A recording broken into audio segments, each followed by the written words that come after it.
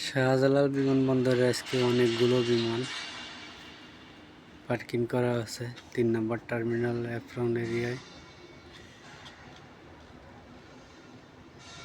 এই একটা বিমান দেখতেছি এখন রানওয়ের দিকে রওনা দিচ্ছে। বাংলাদেশ বিমানের 787 ড্রিম লাইন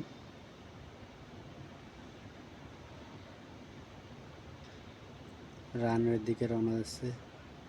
হয়তো কিছু সময়ের মধ্যে আকাশে উড়াল দেবে কোনো এক গন্তব্যের উদ্দেশ্যে।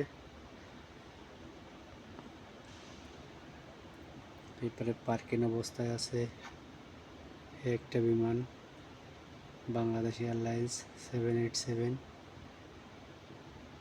Turkish airlines, US Bangla airlines, Bangladesh বিমান এয়ারলাইন্স, এটাও বাংলাদেশ বিমান এয়ারলাইন্স, এবং এর পিছনে একটা বিমান আসতেছে, একটু আগে অবতরণ করেছে সৌদি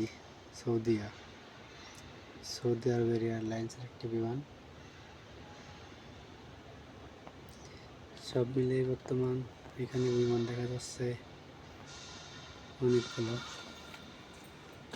সব বিমানগুলো আমার মোবাইলে আসতেছে না, আমি চেষ্টা করবো আপনাদেরকে দেখানোর।